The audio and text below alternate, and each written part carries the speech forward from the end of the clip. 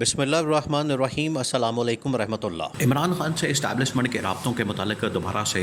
جب پوچھا گیا، عمران خان نے اڈیالہ جیل کے اندر صحافیوں کے ساتھ بات کی، صحافیوں کے ساتھ ملاقات کی، اور عمران خان نے اس بات کے اوپر واضح کیا کہ بالکل میں نے اسٹیبلشمنٹ کے ساتھ بات چیت کے دروازے کچھ عرصہ پہلے بند کر دیے تھے، لیکن اگر پارٹی یہ سمجھتی ہے کہ اسٹیبلشمنٹ کے ساتھ بات چیت کرنی ناگزیر ہے، یا پارٹی سمجھتی ہے کہ اسٹیبلشمنٹ کے ساتھ بات کرنا ضروری ہے، تو پھر ہم بات کرنے کے لیے تیار ہیں۔ دیکھیں، اب سینیریو جو اس وقت بن چکا ہے، جو سچویشن بن چکی ہے، وہ بڑی اہم ہے کہ اس موقع پر اس وقت اسٹیبلشمنٹ چاہتی ہے کہ حکومت وقت ایک آئینی ترمیم پاس کروا لے، جس کو پاس کروانے میں حکومت کو بڑی دشواری کا سامنا ہے۔ حکومت کو کس قسم کی دشواری کا سامنا ہے کہ حکومت سے نمبر پورے نہیں ہو رہے، حکومت نمبر نہیں پورے کر پا رہی، اور اسٹیبلشمنٹ کی کوشش یہ ہے کہ کسی طرح سے یہ نمبر گیم پورا کرنے کے بعد آئینی ترمیم کر لی جائے۔ اب آئینی ترمیم کے اندر ایک اور مسئلہ آ گیا ہے جو کہ چند دن پہلے نہیں تھا، وہ یہ کہ جب اس حکومت نے آئی ایم ایف کے ساتھ ڈیل کر لی ہے اور آئی ایم ایف ان کو قرضہ دینے کے اوپر ایگری کر گئی ہے، راضی ہو گئی ہے، اور آئی ایم ایف اب ان کو قرضہ دینے جا رہا ہے، آئی ایم ایف ان کو پیسہ دینے جا رہا ہے، تو آئی ایم ایف نے ساتھ یہ شرط اور ساتھ یہ کنڈیشن بھی لگاتی ہے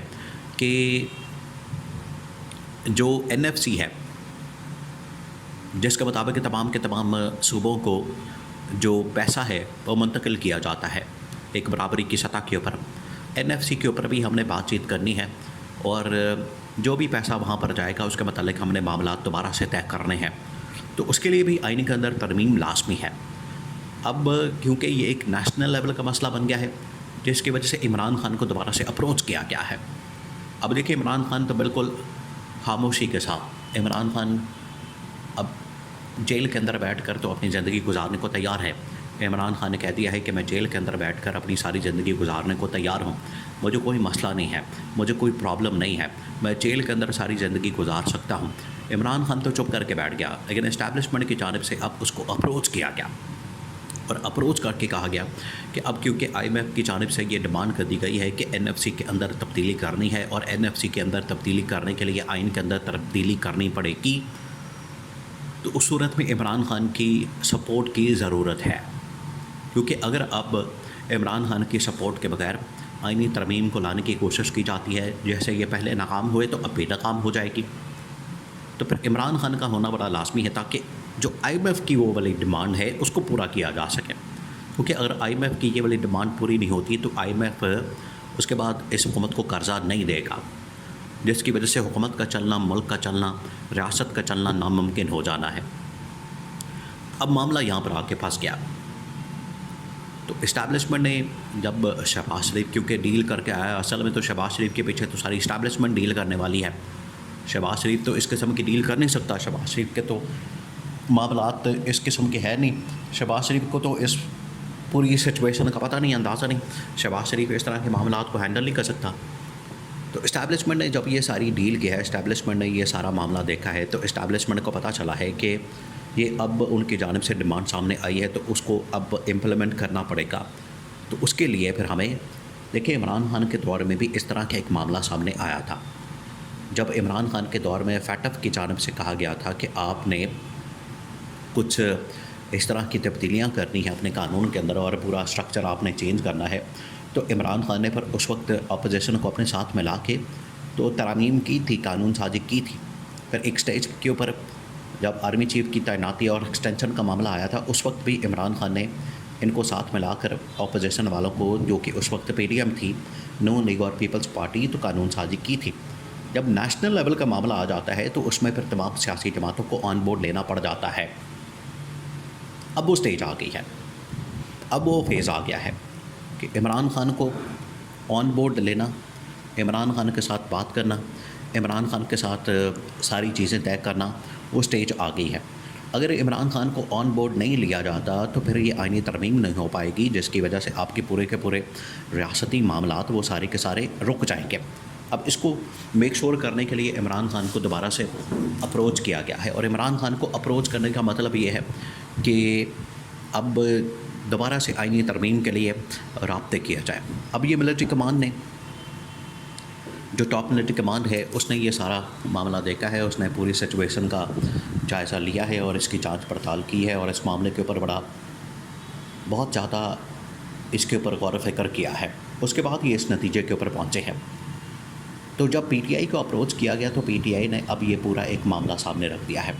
اب سچویشن یہ ہے کہ اس وقت ملٹری کے لیے بہت سی تبدیلیاں ناگزیر ہو چکی ہیں. جس طرح سے ملٹری اسٹیبلشمنٹ کے سامنے چیلنجز ہیں، اس کے مطابق انہوں نے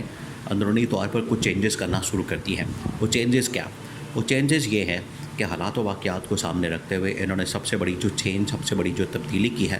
وہ یہ کہ انہوں نے D G I S I کو چینج کر دیا اور نئے D G I S I کو لگا دیا ہے، اور اس کو لنک کیا جا رہا ہے پاکستان کے اندر آئینی ترمیم میں ناکامی کے اوپر، جس کی وجہ سے جنرل عاصم نے تو اپنی ٹیم کو چینج کر کے تبدیلیاں کرنا شروع کر دی ہیں. اور اس کے پیچھے 2 وجوہات بیان کی جا رہی ہیں. 2 وجوہات، ایک تو یہ کہ آئینی ترمیم کا معاملہ، اس کی ناکامی، اور دوسرا یہ کہ عمران خان کا ملٹری ٹرائل. یہ وجوہات بیان کی جا رہی ہیں. آج کل جنرل فیض حمید کا کورٹ مارشل بھی ہو رہا ہے. جنرل فیض حمید کا کورٹ مارشل کیا جا رہا ہے، اور یہ ڈائریکٹلی کس کے انڈر ہو رہا تھا؟ یہ ڈائریکٹلی جنرل عاصم ملک کے انڈر ہو رہا تھا، کیونکہ وہ D G I S I بننے سے پہلے کیا تھے؟ D G I S I بننے سے پہلے وہ اے جی تھے، ایڈجوٹنٹ جنرل، جو کہ براہ راست ڈیل کرتی ہے جیک برانچ کو. اب جیک برانچ ہی قانونی معاملات دیکھتی ہے اور وہی کورٹ مارشل کرتی ہے.